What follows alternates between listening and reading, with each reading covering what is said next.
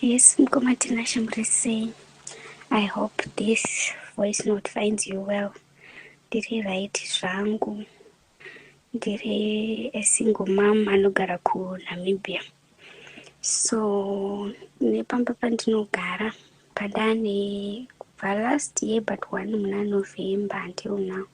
So it must be 1 year, 4 months now. Ndiri pano but I'm now on notice until month end. Ndiri munhu wekuti ndinongozvishandirawo. So I'm into beautician. Ndinoita zvemamassage nekugadzira nzara nekuita mafoot spa.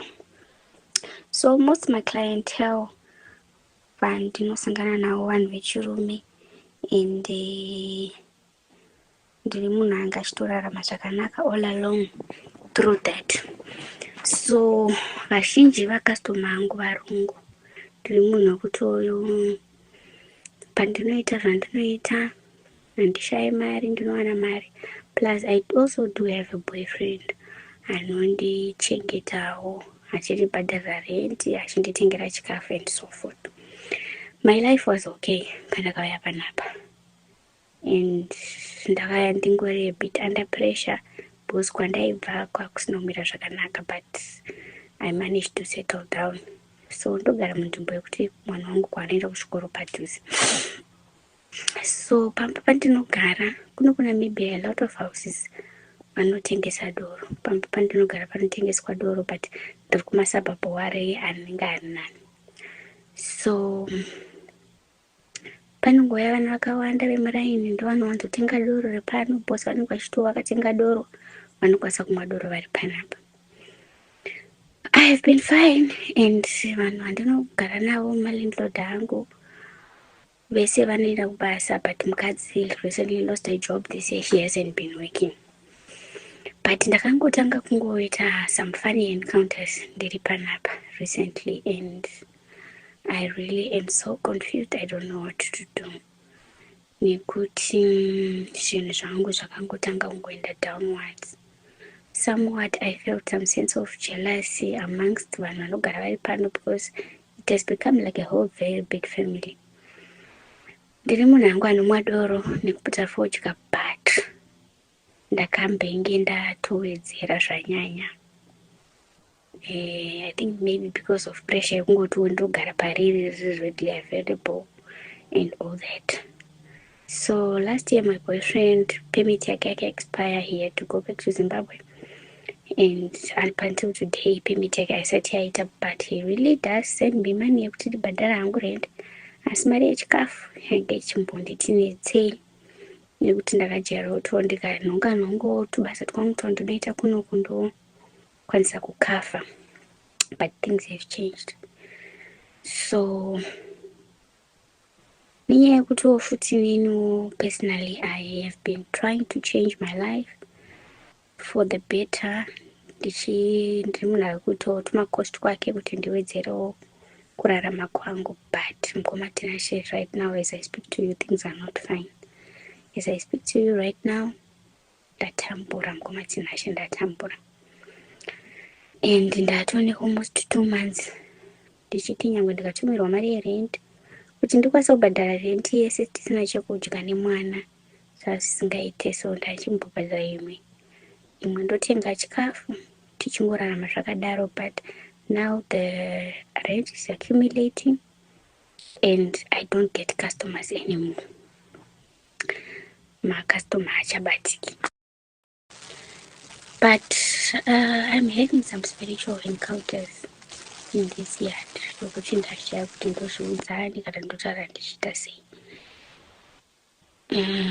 So last week I just said to myself, inini nhamo yandinayo ndaneta ndatambura, let me get into a season of prayer, ndimboita prayer and fast ndione kuti zvinofamba sei.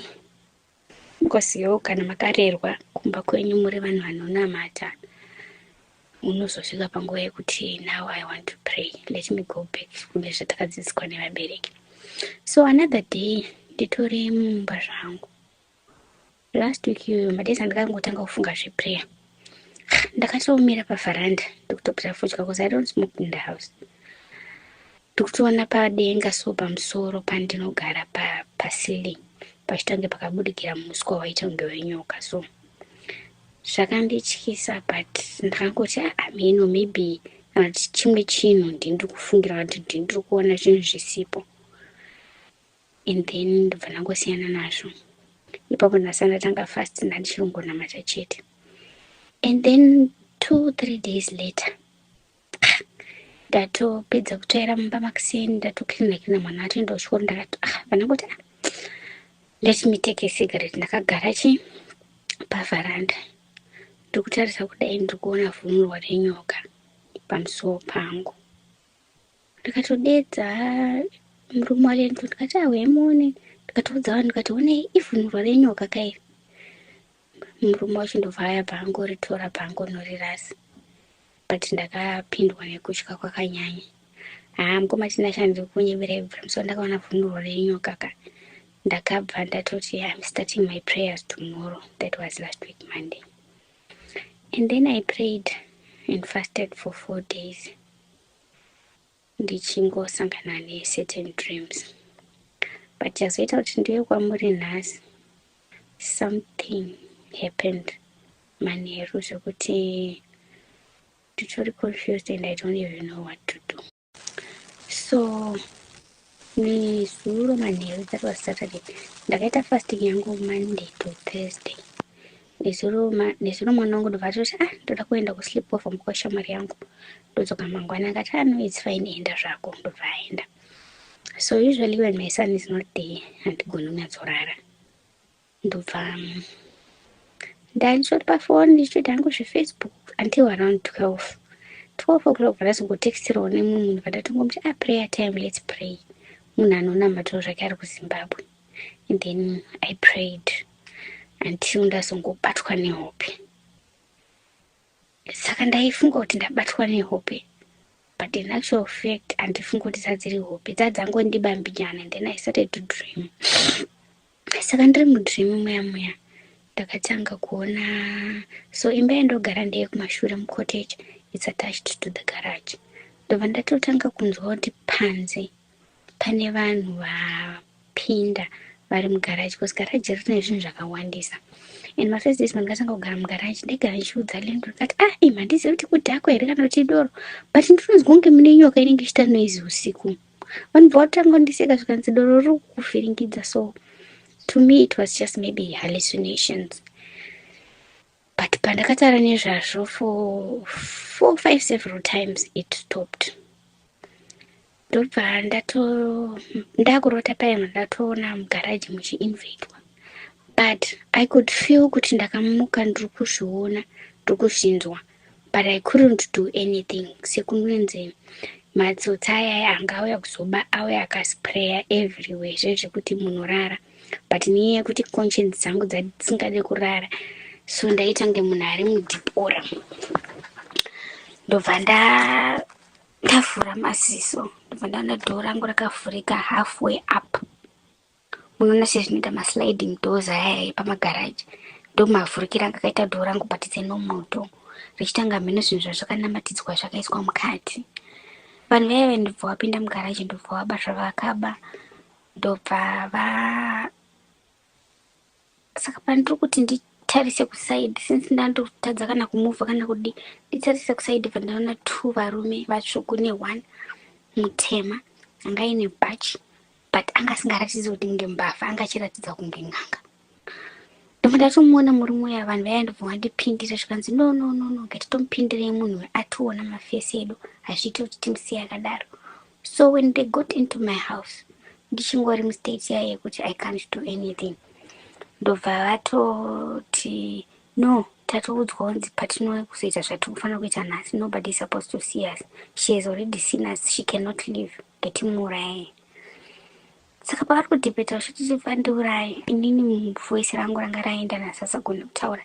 And then I started to beg them ndichiti no, ndokumbira musandiuraye, muri kuona inform yakahenga apa ndeye mwana wangu hapo izvezvi, please ndokumbira musandiuraye, for the sake of my child, I don't want my child to suffer. Ndobva vatarisana kudai, pavarotira kundiataka kudai, and then I started praying, then I started talking in tongues. Ndobva vatadza kundibata. So saka ivo pavari kunegotiata kuti no tanzi hapana munhu akanotiona, but uyu munhu atotiona kudhara, so we don't have a choice, we really have to kill this person. Mumwe wacho paadoti atry kundibata because of prayer mandanga ndiri, ndobva atanga kutadza kundibata. And then that was the moment I started to realize that I'm not sleeping, I'm actually awake. And kumuka kwangu ikoko ndachinzwa semunhu ari pamadzikiriro, but ndanga ndichiona mukumatinacho. Ndobva vanhu vaiva tori tinge tindisiye handei tozoona kuti toita sei naye mangwana. So I think pavaenda vabvoenda kuna landlord vakanotaura vakati no, isusu taonekwa, and the instruction was nobody is supposed to see our face, but she has seen our face, so hazviite kuti tirambe tichimusiya akadaro. So pandikusumuka ndichinotaridza padhoo, ndikuona pamusoro pedhoo havane zvinhu zvakanamiridzwa ipapo. They looked like magrace, zvakaita blue black, zvichiita kunge zvazviri slimy, and people started coming. Ivo landlord wangu nemurume wavo mubva wayabva wapinda mumba mangu. Pandakuti vati mugaraji muchibiwa, handisi kuzoti ndiananga achiba. Ndobva vakutondiudza zvezvekuti but ndandichitaura like they could lip read what I was telling them, and they said to me, vatondipa sign kuti shh, nyarara, you're not supposed to say about this. Ivo vatotanga kutipita, saka manje toita sei, because uyu munhu anga asingafaniri kuona mafesi evana. And all of a sudden they just became naked, but naked ngumatinacho, mukadzi nemurume. Vamwe vandinogara navo mucottage opposite pandakatarisana navo bva vabuda. Saka pavari kubuda vabva vandirealize kuti vanhu havana kupfeka vachibuda pamba pangu. Ndobva ndatora rimwe tauro randanga ndinaro hombe, ndikati chizvikavhai muwane kufamba kuenda kumba kwenyu, hamungafambe musina kupfeka, vanhu vese vachikuona kuti hamuna kupfeka. But pandavaona vachitena their backs, vakuda kuti vadzokera, vanga vakazara maronda kunge zvimota, kunge zviwapwa mumwiri wavo. Ndobva vakavhana vachifamba vachienda. So when they got inside the house, their bedroom has got a toilet which has a window which is facing my room.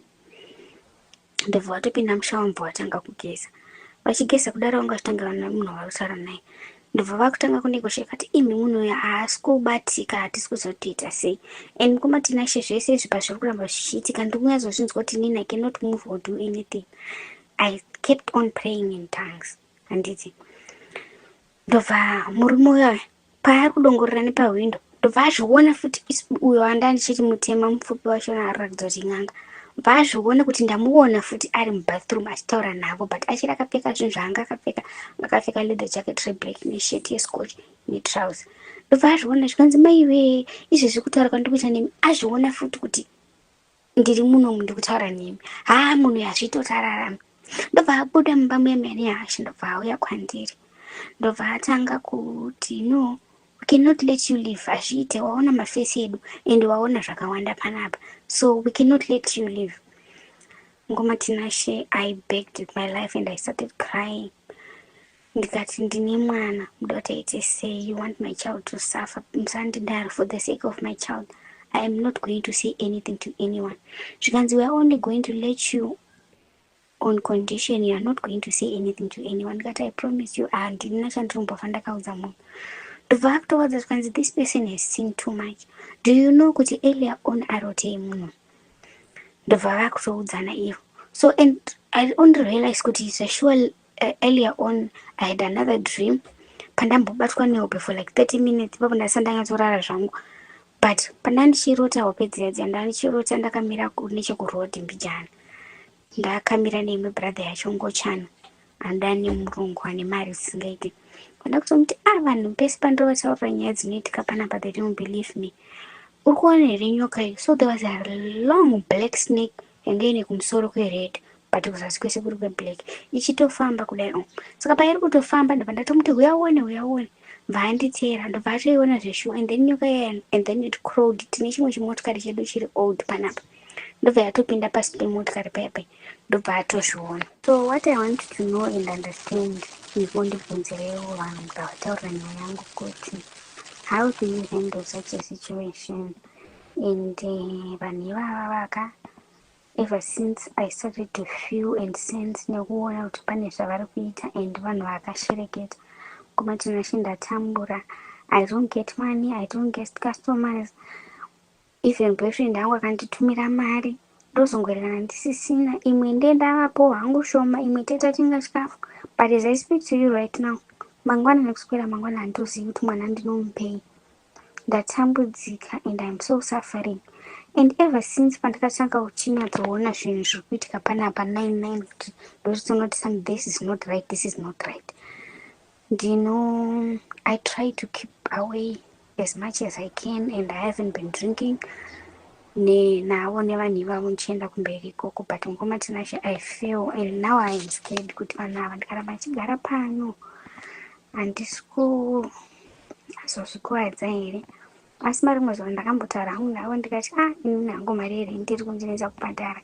So I think month end ndichangotsvagawo kwakachipa pamwe ndichaendawo kumarokesheni kwandinonoafoda. Apa ndanda kutaurawo navo zvakanaka kuti ndikakwanisawo kuenda zvangu month end ndasafe ndabva panapa. How do I go about such people? Apa vanhu vekuti taitowirirana tainzwanana zvimwe zvisingaiti. But nenyaya yekuti mazuva ano ndinoita mamoments ekuti ndotanga kuona, I think zvakatanga muna October last year, mukoma tinashe ndiri munhu anoroteswa zvakanyanya.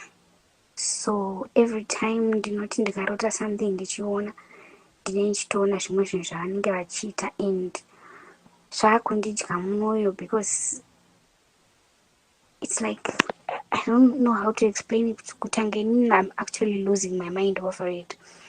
Because sometimes, yes, I do see in dreams zvimwe zvinhu zvavanenge vachiita and unotoona kuti mangwana makuseni pandinomuka they will not be comfortable. Vanhu vaive kuti vanonyatsozviona. And the more I am seeing their things, the more I am having struggles and suffering inini pachangu physically. And now I don't know what to do. Kutoita reach out kwamuri kungotiwo maybe I might have closure or what, but I'm not at peace. Ndiudzewo kuti ndoita sei.